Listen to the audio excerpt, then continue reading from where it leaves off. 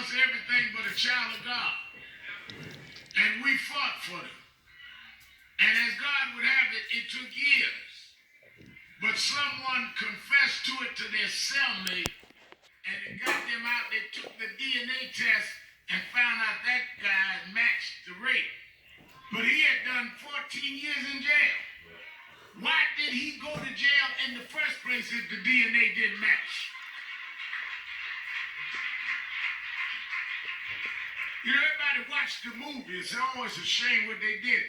Why would you, with no evidence, and put them in jail in the first place? You can't rape and assault nobody and there be no DNA on them. But Trump bought ads calling for them to have the death penalty. Bought ads in newspapers. He don't pay no bills, but he paid for them.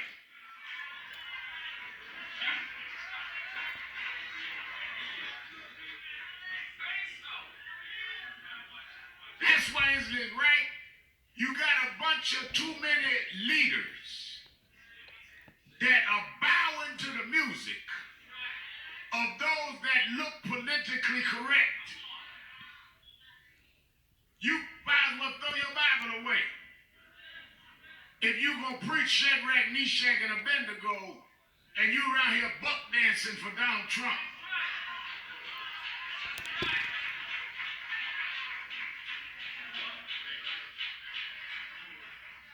I mean, what kind of God you got that was God against Nebuchadnezzar, but doesn't have no power now?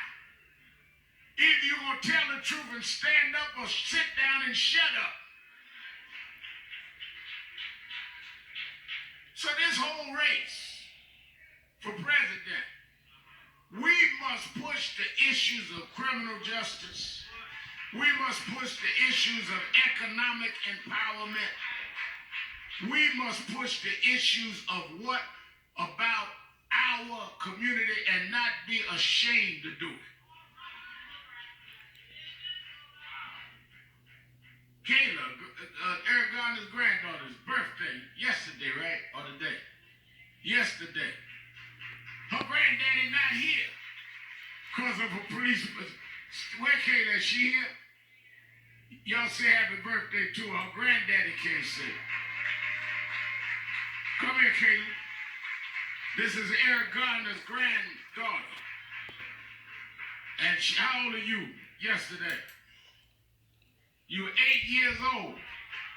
Didn't get to know her granddaddy, but her community is with her. Her mama and her aunt and her grandmother's behind us. The Garner family is our family. Y'all say happy birthday to Eric Garner's granddaughter. Happy birthday. Happy birthday. Happy birthday, dear Kayla. Happy birthday. All right. All right. You can go on back to, and on the way down the aisle, everybody say happy birthday to you. Tell them give you some money if they really mean it. Let your Uncle Al teach you how to do this thing. But we got real issues. That's why we're going to meet with the new commissioner. Eric Garner's issue is not a dead issue. If they can choke Eric Garner, and we had to fight just to get the policeman fired, not even prosecuted, we got to have all of that in front of this new commission. That's why a guy like Tucker, we were concerned was overlooked. But we're going to keep fighting. Because we're fighters. Some folk don't know how to fight because they ain't never fought nothing. And there's a difference between just woofing and fighting. You know, you got a lot of woofing activists. Man, I'm going to do this, we're going to do that, we're going to shut the town down. That's like guys used to be in the schoolyard. Talk about what they going to do to you till you hit them upside the head. Because if you fight, you ain't got to be holding no announcements. Go on to fight. If you're a real fighter, you don't want to give the other guy time to get ready. You doing all that talking, he's getting himself together. Real fighters don't talk about what they're going to do, they do it. We need to take some of these politicians down. We need to vote some of them out. We need to make examples that if you don't stand up for us, you won't be standing up in Washington or in Albany or the city council. We did not come to play.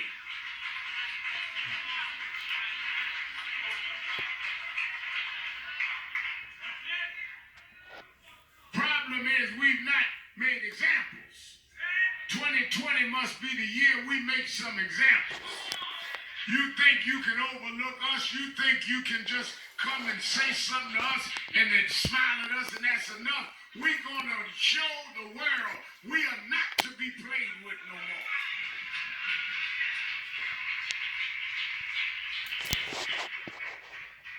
I looked at this whole fight around Aragon. Same time fight around Rikers Island. And all of this rhetoric. And people calling themselves progressive. But didn't show up to deal with none of that. Progressive for who? When it comes to blacks and browns, they don't show up for us. So we got to show up and show out for ourselves.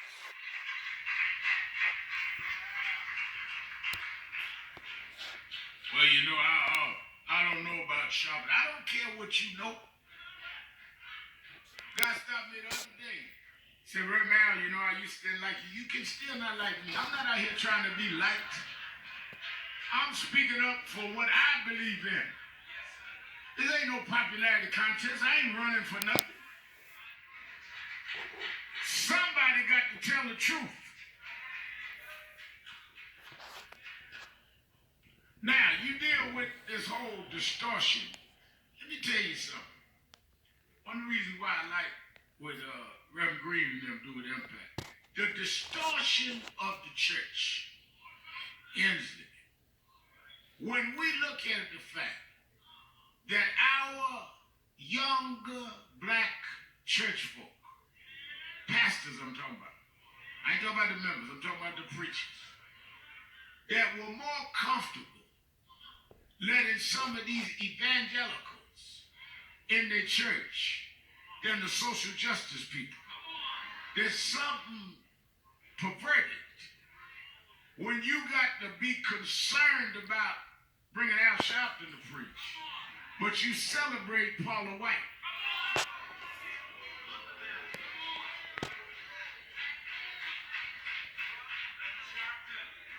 I started preaching 4 years old, Washington Temple Church of God in Christ, grew up in the Pentecostal church in Koji.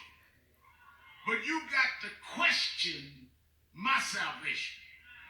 But Paula White said that God ordained Donald Trump, and now she got a job, works for Donald Trump in the White House.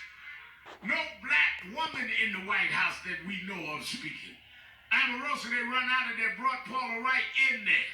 And a lot of y'all celebrated and exalted her, you black preachers, and had her at conferences that folk like me couldn't go to. What God are you serving?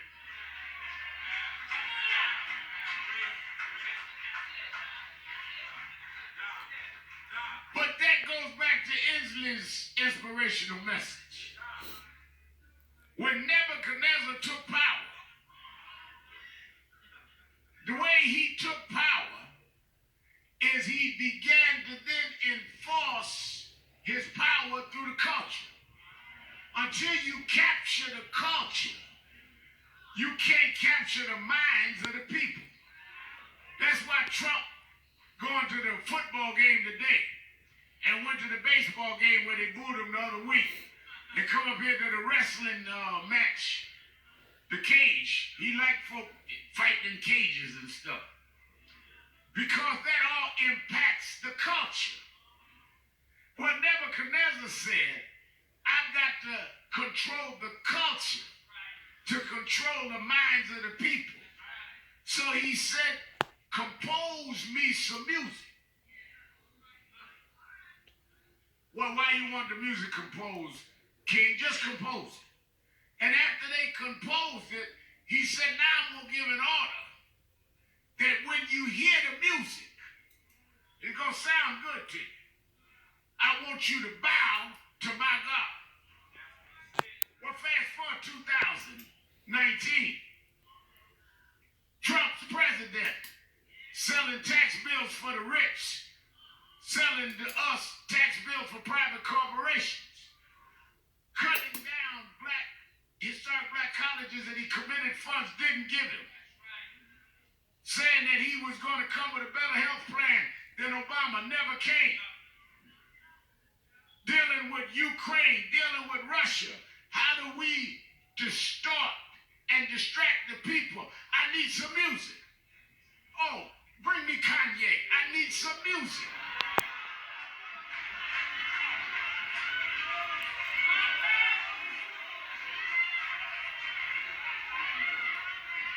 Because if you hear the music, then we can have meetings in Atlanta. Then we can have meetings around with blacks because y'all are bow to the music.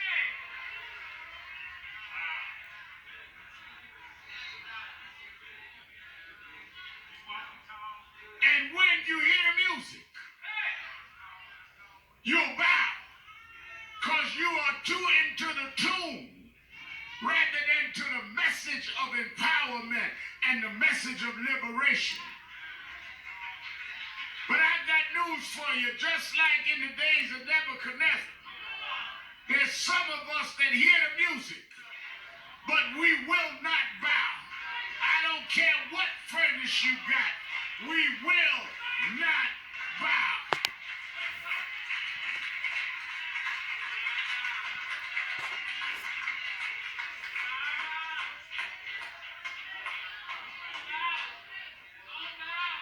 I'm going to recommend that I'm going to call a ministers meeting and I'm going to have knee pads. Because some of y'all going to break your knees bowing down.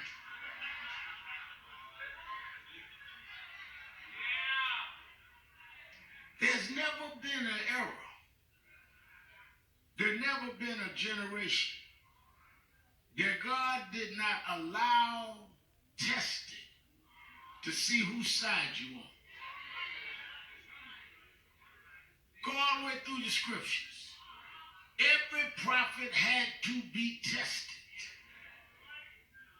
Y'all want to be exalted, but you don't want to pass no test. Abraham, first name was Abram. He had to pass a test to become Abraham. Wait a minute now.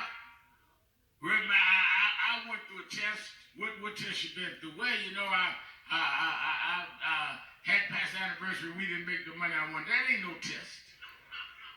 Test is when you got to dig deep down in and make a hard decision. God told Abraham when it was the time of sacrifice, and they would always come at this point every year to sacrifice. He got his servants and he went up to give the slaughtered sheep as his sacrifice, the slaughtered lamb as his sacrifice. And as they went up, God said, I don't want the lamb this year. I want your son. Not the son you had with your mate. You know, Abram had a son with his maiden. And Sarah, his wife, had become old. And he laid with his maiden and had a child. And when Ishmael was born, it broke Sarah's heart. Sarah thought she was all right with it. But after it was born, she couldn't deal with it. And God said to Abraham, don't worry. I make old and young. I can make the young people insolvent, and I can make old people fertile. And he gave an old woman a child named Isaac. Answered Abraham's prayers. you know, Isla, in many ways, Isaac saved the marriage. Isaac saved the reputation. Can you imagine the folk in church running around talking about Abraham running around here with a side child? Ain't it a shame? Ain't it a disgrace? But Isaac's birth shut everybody down.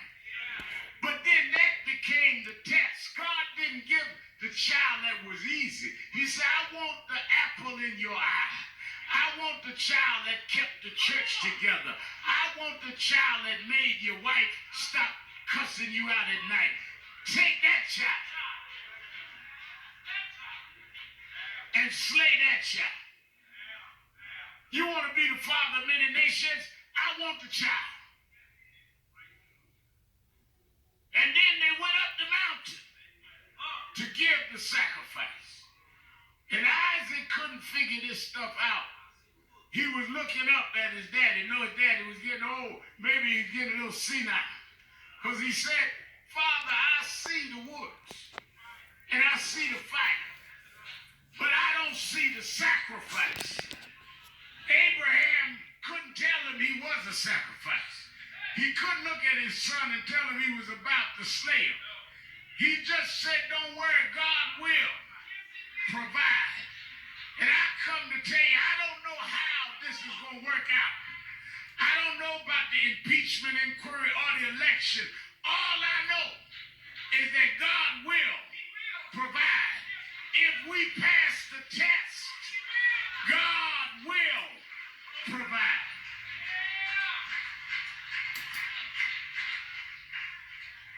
He got up on the mountain, and the Bible said he started getting the ropes out, stringing down his own son.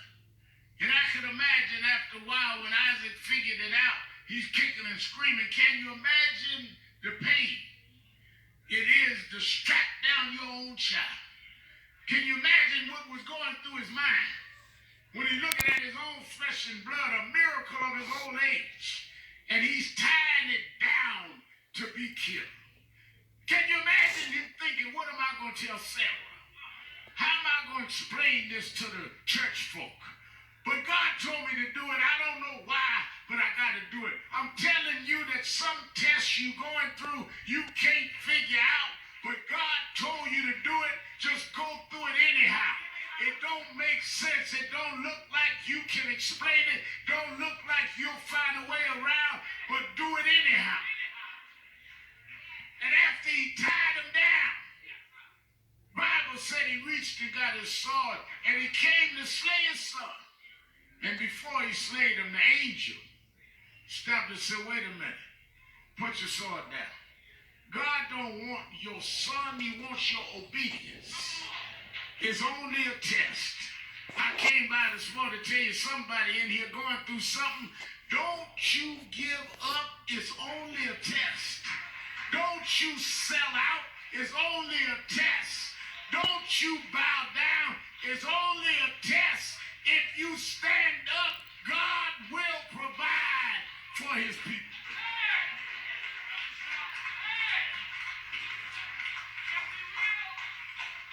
And every time you pass the test, God will raise you to a higher grade.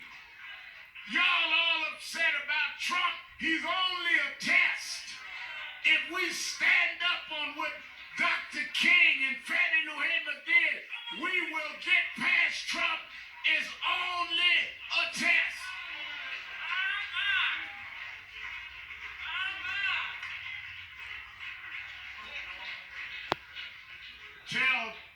Tell the evangelicals, tell Paula White, now I'm not mad at them.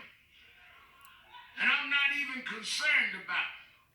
Because somewhere I read Johnny Green in the 37th Psalm, fret not thyself because of evildoers. I'm not jealous of you in the White House, neither be envious against the workers of iniquity, because they shall soon. He didn't give me the date, but he said soon.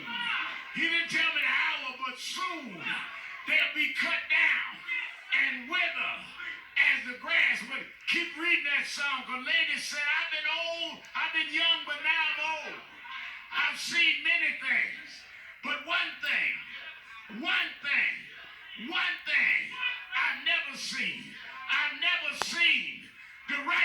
forsaken, nor their seed begging bread. God will make a way.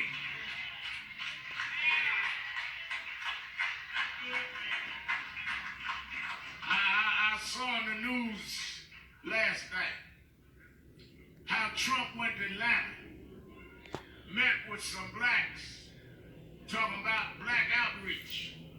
Well, that's all right, Trump, but you should have, while you was in there, you should have rode up Auburn Avenue. Because up Auburn Avenue is where Dr. King is buried. You should have went by Dr. King's grave. Why should I go by there, Al? Because I remember when I was young, and we marched to try and exalt Dr. King's name. And people like you didn't want it exalted. Well, if you ride by his grave and think about how the second Monday in every year, the federal government closes down, the state government closes down, the courthouse closes down to celebrate this black boy who couldn't even go to an integrated school when he was going to elementary school, celebrate his birthday. Nobody gonna celebrate Donald Trump Day, Mr. Trump. Ain't one school gonna close on your birthday. Ain't one person in the post office gonna not show up. But a little black boy born in the back hills of Georgia that couldn't even go to school with white folks. The closing of the school, the closing of the government. I've never seen the righteous forsaken.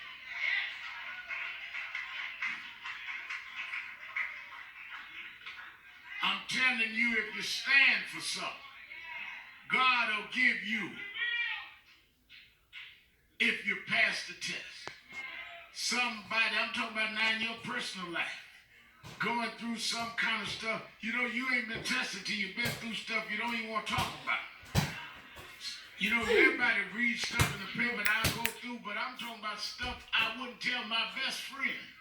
Stuff that I thought would undo me and outdo me, but somehow, if you find enough strength to pass the test, God will promote you and make a way out of no way. And let me tell you, if you sell out and fail the test, you're only fooling yourself. That's why I tell these folks, you run out here talking about what you are, you ain't fooling nobody but yourself. You stand, you gonna stand for something and you stand for nothing, you ain't fooling nobody but yourself. If you are real, it'll come out. If you are authentic, it'll come out. If you mean what you say and say what you mean, it'll come out. Don't talk about it, be about it. There is this challenge of authenticity. Why are people not authentic? Big writer doing a political analysis, Rachel Darling, talk about the problem of authenticity with the presidential candidates. The reason why people are not authentic, not only the candidates, some of y'all sitting here in the House of Justice, y'all put a false face on yourself. Try to act like you into something that you're not. Run around misquoting God, misquoting Malcolm, trying to act like you conscious when you really don't even know what you're talking about. Folk call me on the radio every day, just militant ignorance. Don't want to put in no work, looking down on people rather than lifting them up. Disputing truth because you want them to follow your purest ways. Condemning the elders rather than learning the wisdom of them. Authenticity. Folk that help you. Let me tell you something. Sister came to me the other day and said, I know you not a pastor, but I just don't understand you. I have a problem. I can't get through. I said, well, what's the problem? She said, I was dating this guy and put everything into him and he's cheated on me. And I trusted him. I gave him a chance. I knew the last girl he went with, he cheated. I knew the girl before that, he cheated. I knew his wife, he cheated. I said, well, what made you think that you were so special that he wasn't going to do to you what he did to everybody else. Only one cheated was you cheated on yourself. If somebody does something for people, talking community-wide, if the elders fought and built a way for you, opened doors for you, set up ways and highways for you to travel, and you turn around and turn your back on them, and anything you got to say, you say negative about them, why should anybody trust you when the ones that help make you, you turn around and they can't trust you?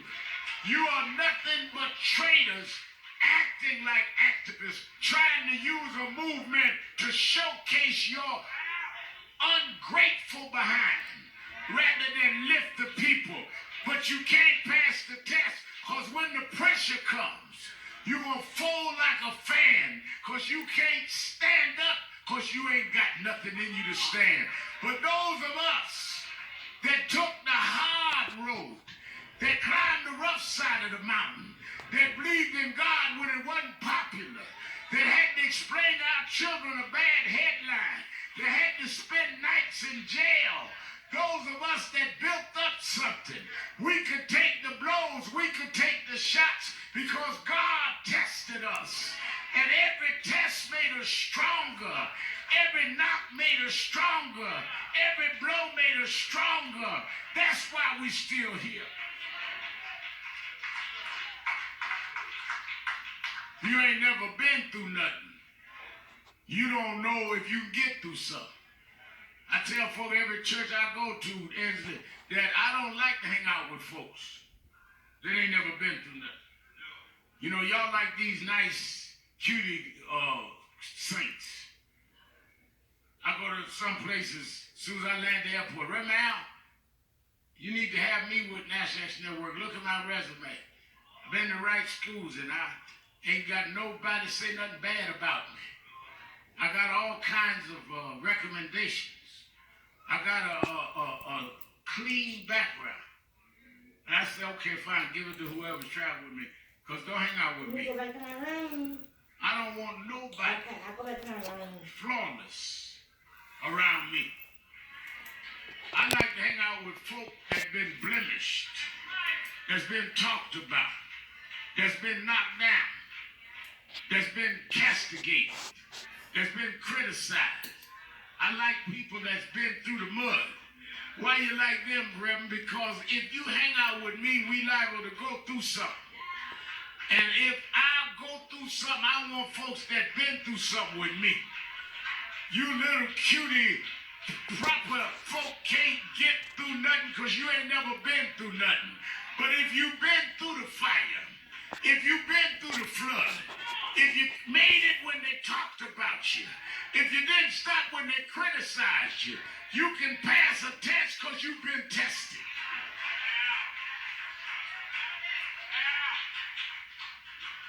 I don't fly a plane. The pilot tell me it's his first trip.